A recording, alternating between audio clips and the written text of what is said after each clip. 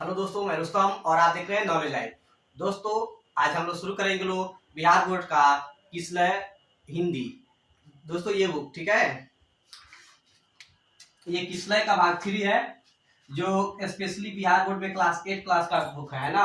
और class 10th के लिए नॉन हिंदी है, यानी अहिंदी, जो मुस्लिम बच्चे हैं उनके लिए अहिंदी का कार्य करता है। ये 10th क्लास का स्पेशल 100 नंबर का एग्जाम होता है, ठीक है। इसमें ग्रामर भी आता है। तो दोस्तों, आज हम लोग शुरू करेंगे इसी को का पहला चैप्टर, ठीक है।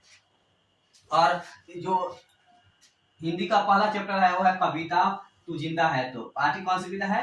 कविता है, और इसके कवि है शंकर शैलेंद्र। तो दोस्तों, सबसे पहले हम लोग कविता को पढ़ेंगे, फिर इसमें जो क्वेश्चन आंसर होंगे उसको देखेंगे। चलिए शुरू करते हैं। आप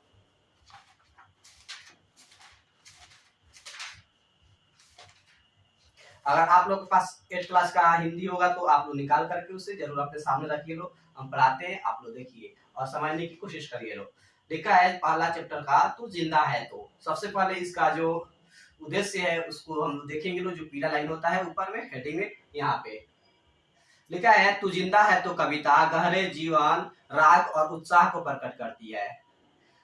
लिखा है इस जीवन राग में अतीत के दुखदाई पलों को भूलकर आशा और जीत की नई दुनिया का स्वागत करने की प्रेरणा है। तू जिंदा है तो कविता में किस चीज का उद्देश्य है? तो गहरे जीवन और राग के उत्साह को प्रकट किया गया है। और हमारे जीवन में आज से पहले जो भी घटनाएं घटी है वह दुखदाई पल हो, उस सबको भूल करके हमें एक नई उम्मीद के साथ, नई आशा के साथ नई दुनिया का स्वागत करने के बारे में बताया गया है। तो चलिए अब हम कविता को शुरू करते हैं। और पहला जो पैराग्राफ लिखा है तू जिंदा है तो जिंदगी की जीत में यकीन कर, अगर कहीं है स्वर्ग तो उतार ला जमीन पर। यानी कि कवि कहने चाहते हैं कि अगर हम लोग जिंदा है तो जिंदगी में हमेशा जीत की यकीन रखना चाहिए, हारने की यकीन नहीं रखना चाहिए। और दुनिया में कहीं भी स्वर्ग है तो उसे जमीन पर उतार कर लाना चाहिए, अर्थात अपने जीवन को ही स्वर्ग बनाना चाहिए। ऐसा नहीं है कि हम मरने के बाद स्वर्ग में जाने की प्रतीक्षा करें। फिर अगला पैराग्राफ है ये निगम के और 4 दिन, सितम के और 4 दिन, ये दिन भी जाएंगे गुजर, गुजर गए 1000 दिन। अर्थात कवि कहते हैं हमारी जिंदगी में गम मुसीबत के जो 4 दिन है, ये सितम के 4 दिन है, वो गुजर ही जाएगा, क्योंकि आज से हजारों दिन तो पहले गुजर ही चुका है। फिर लिखा है कभी तो होगी इस चमन पे बहार की नजर, अगर अगर कहीं है स्वर्ग तो उतार ला जमीन पर, तू जिंदा है तो।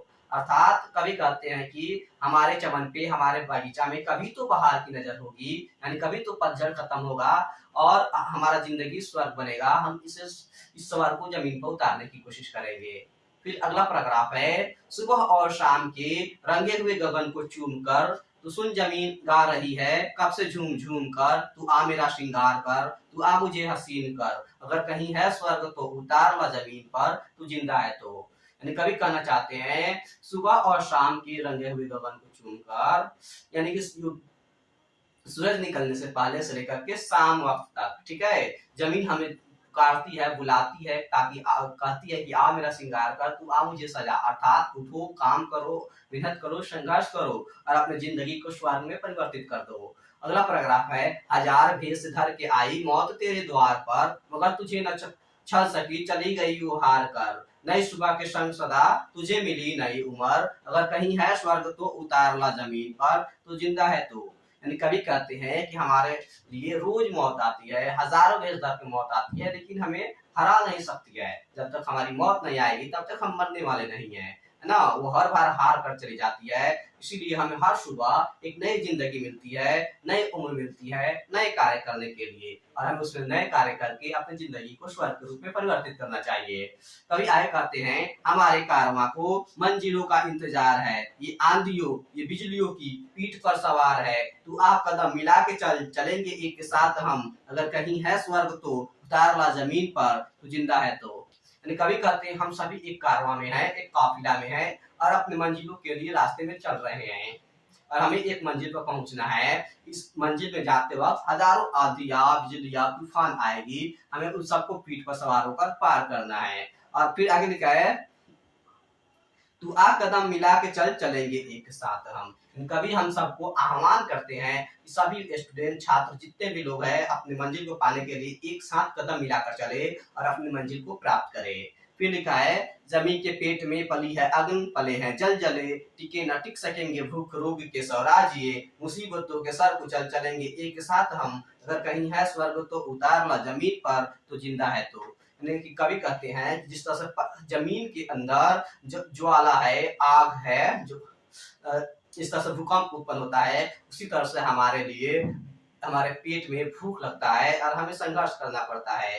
पर ये हम अगर मुसीबतों के साथ कुचल कर एक साथ निकलेंगे तो हम सबको मात देते हुए अपने जिंदगी को स्वर्ग में परिवर्तित कर लेंगे।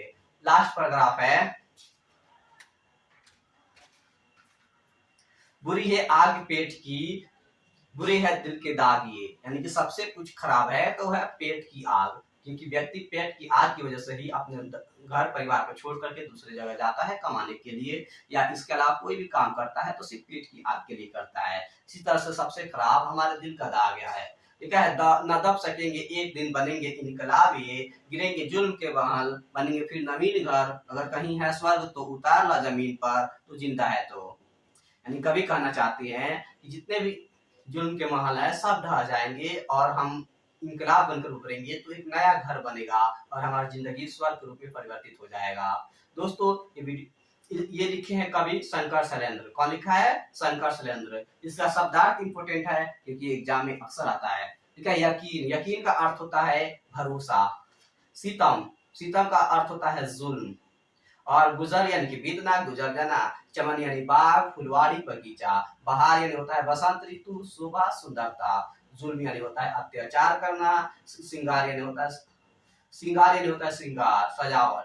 फिर लिखा है कारवा यानी काफिला होता है जहाँ पे 10-15 आदमी एक साथ चलते हैं। फिर लिखा है जमीन यानी होता है जमीन, अग्नि यानी होता है आग, जलजला यानी होता है भूकंप, और स्वराज्य का अर्थ होता है अपना राज्य।